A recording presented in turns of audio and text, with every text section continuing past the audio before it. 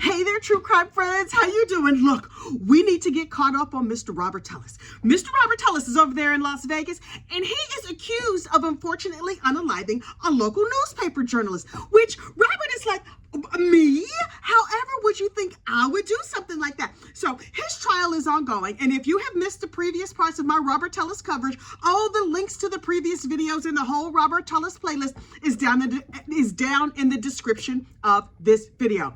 But look, the state of Nevada versus Robert Tellis. Please like this video, subscribe to the channel. So the other day on the stand, all the lab people got up on the stand. You know, like all the technicians or whatever, and they were like, I work at the lab and I talk in cajillions and very, very large numbers, and I know science things. And I was like, okay, science people tell me every single thing. So they were like, we took all the pieces that came in and we swabbed them for DNA, and we did all of our test tubes, and we were very, very precise, and we ran tests, and he did it.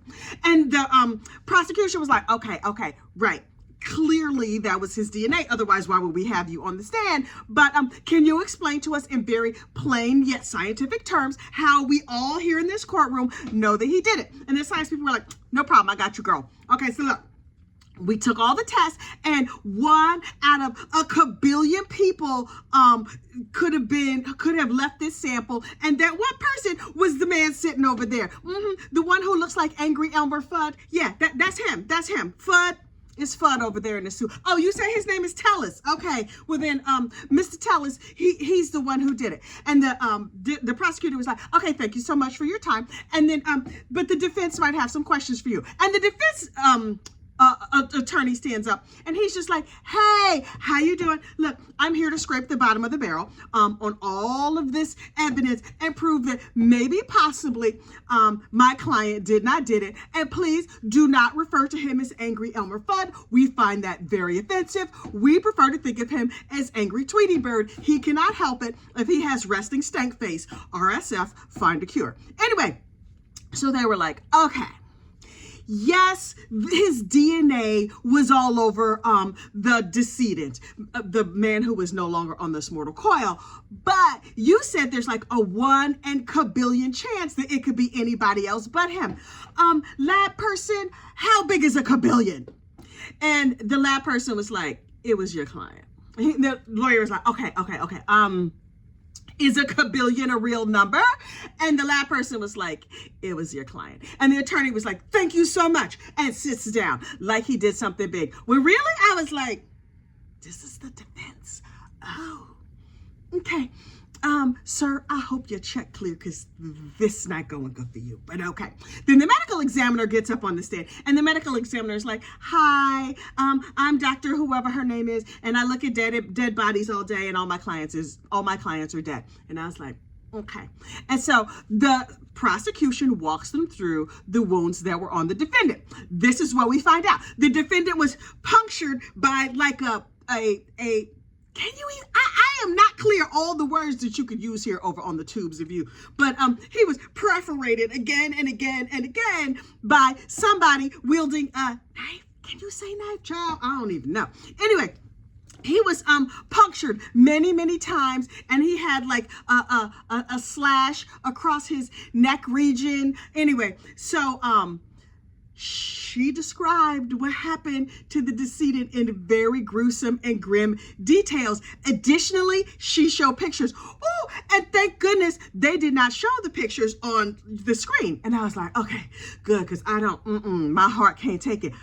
Sadly, though, Angry Elmer Fudd sitting over there at the defense table was like, that looks terrible. When I left him, he didn't, I mean, when I read about this crime in the newspaper, he didn't look that bad. He looked very disturbed about the state of the dearly departed. He was just like, ooh, can I cover my eyes? This looks awful. Honestly, this entire case could be made by you just looking at Angry Elmer Fudd's face over there. And I understand that resting stank face is a scourge among guilty parties in courts of law. But Mr. Tellis, boo-boo, I'm gonna need you to like relax, try and look innocent, just like a little bit, just like a little. You don't have to try and look real super innocent. You are, of course, presumed innocent by everybody who's not me. But he just was like, This is so distasteful. Oh. And so the defense attorney got up and was like, right, so the guy is dead? Are you sure he's dead? And the ME was like, yeah, advanced decomposition. And he was like, okay, right. So when he was punctured, did all the fluids in his body come out?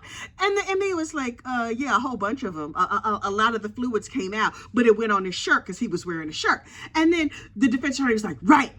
So when he got punctured and the fluids came out, wouldn't it have flown everywhere? It gone all over whoever did this? And the ME was like, not necessarily, because there was internal bleeding, and some places bleed fast, some places bleed slow. It wouldn't have necessarily gone all over who did this.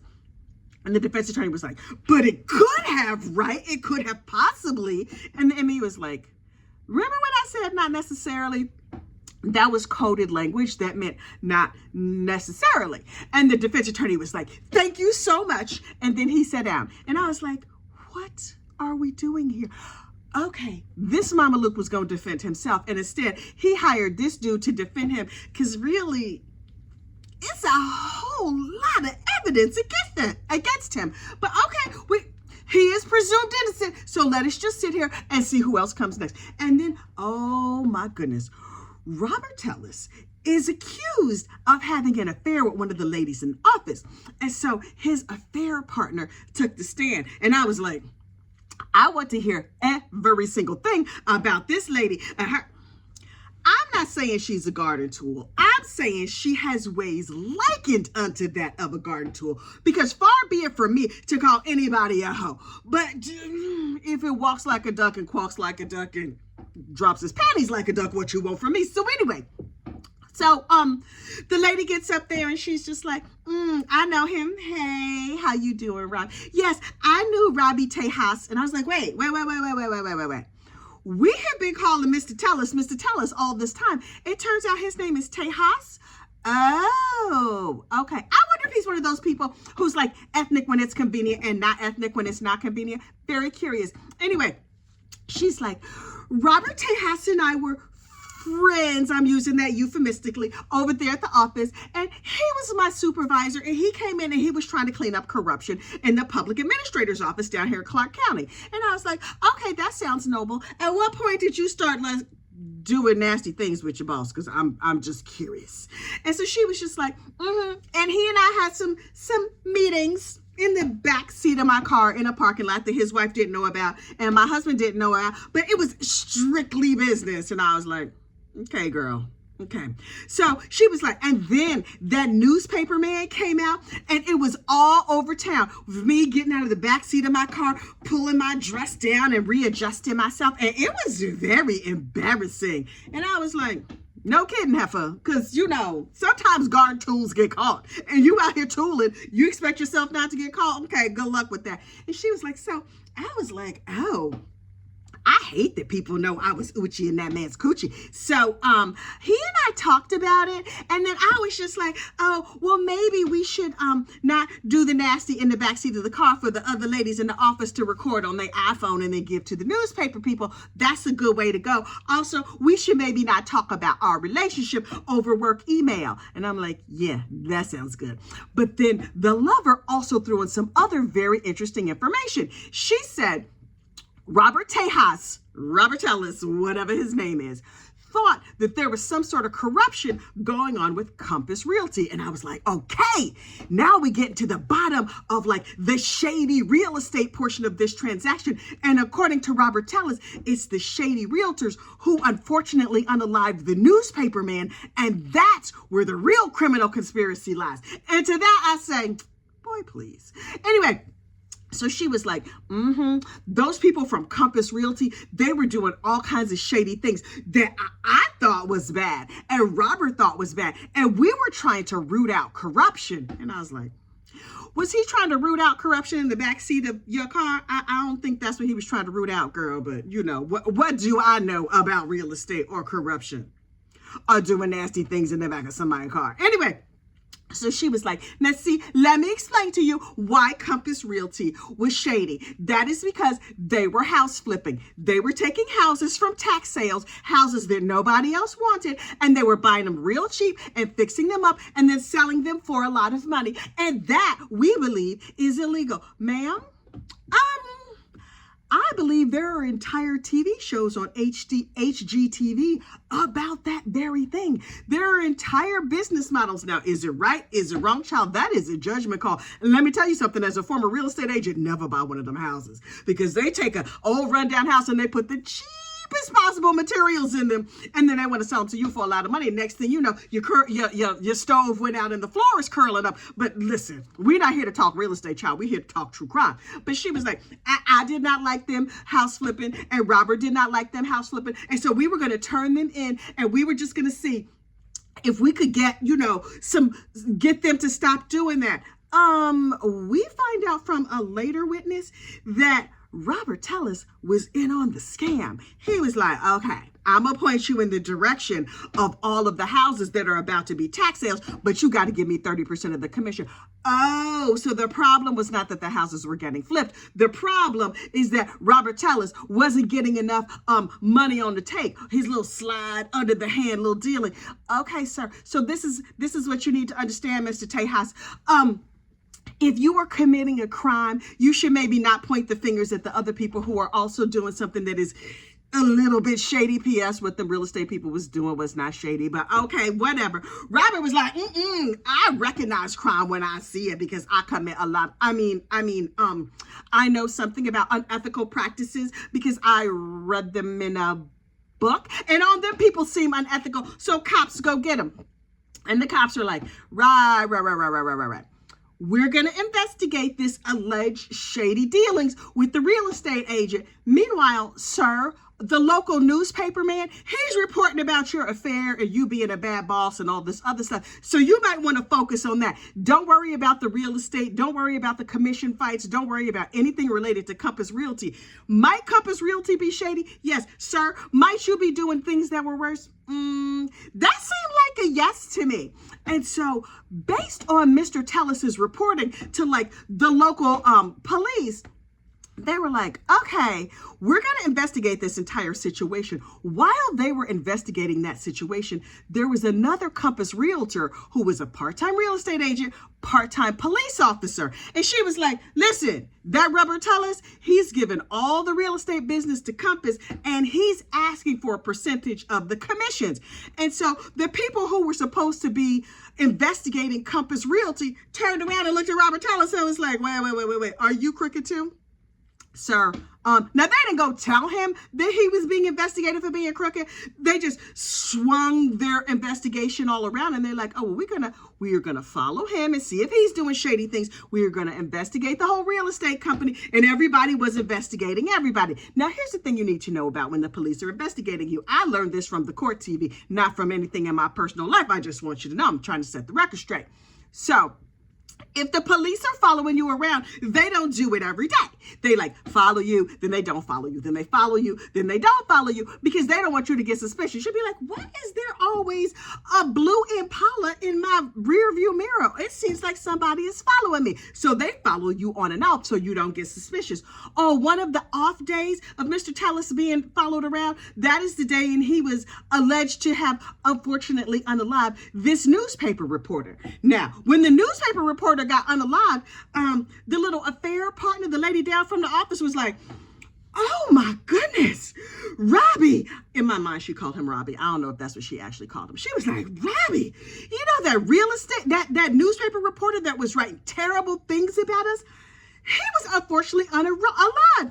And Robert Tellis was like, what? Clutching all of his pearls, like, I cannot believe somebody should have unalived him. Oh my goodness. And she was like, there's a picture of the assailant walking down the street. And since I don't notice suspicious limps, I did not notice your suspicious limp at all. And so the affair partner was like, oh my goodness, this is terrible. So she's texting back and forth like, please don't tell my husband I'm writing to you, but boo, this is terrible. Are you upset? And they said to the affair partner, ma'am, what were Robert's feelings about the newspaper reporter? And she was like, oh, he hated him. Oh, he hated Jeff Gurman's guts. Oh, he could not stand that man. Now, did I think he would unfortunately unalive him? No, I did not think he would. But he hated him real, real bad. And then a day or two goes by, and the police put out video footage of the car leaving the scene of the crime. And the affair partner was like, Robbie, that car looks just like your car. And Robbie was like, does it now? That seems shocking. Oh my goodness. And she got up on the stand and she said, and in my mind, I was like, George, this dude that I was in the backseat of my car with, he might have unfortunately unalived that real estate, that newspaper dude. Oh my goodness. Everybody has forgotten about the real estate situation. Everybody is focusing on the fact that a dude who looks exactly like the arch enemy of Jeff Gurman was seen limping away from the scene of the crime, driving a car that looks exactly like the car that belonged to Mr. Robert Tellis. And Robert was like, it was not me. You have no proof. Look at my phone. You can tell that my phone was nowhere near there. Sir, when we look at your phone, we can also tell that for that whole, you were constantly on your phone. But for the whole day, during the time where the crime took place, there's no outgoing activity on your phone. Might you be a true crime fan? Might you understand that if you're going to commit a crime, you should maybe leave your phone at the house while you're doing it? Smart money is that you put in a different, I'm not trying to help criminals, but maybe put in a different SIM card and have somebody else work your phone over there and send messages. I don't know how crime works, but what I'm saying is, sir, the lack of activity on your phone during that time is also evidence against you, sir. It's not looking good for you. And he's just like, what? I can't believe, oh my goodness, this is shocking. Everybody in the community was like, oh, he did that. He did that. Look, roll your mind back. Oldsters, I know it's a bunch of old people on this channel. I seen the demographics. Remember when you woke up that one morning back in, what was it, 1992, 1993, and you saw that O.J. Simpson's ex-wife was dead? Nobody was like, I wonder what random stranger came by and killed O.J. Simpson's wife. Anybody who, now listen, I didn't know nothing about O.J. Simpson. You know I don't follow no sports ball, nothing like that. To me, O.J. Simpson was the dude from the Hertz commercials or whatever. I was like, oh, O.J. done killed that white girl. That's terrible. And then the crime went on. I mean, the trial went on and whatever happened.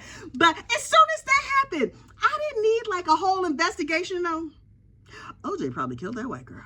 But then when this crime happened, everybody in Las Vegas was like, that Robert Tellis done killed that Jeff Gurman.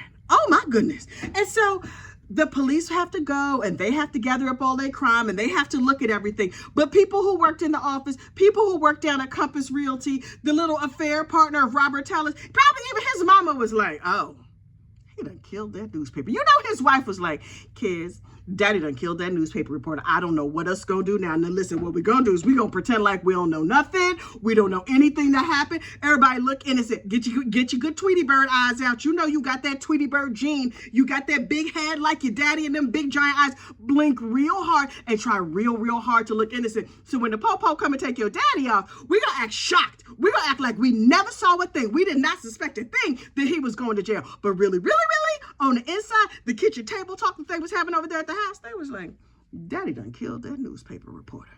Just like OJ killed that white girl. Anyway, so look, there is more to come on this Robert Tellis case. We don't have more of it tomorrow. The case is not over. Please like this video, subscribe to the channel, and we will talk more Robert Tellis tomorrow. Bye.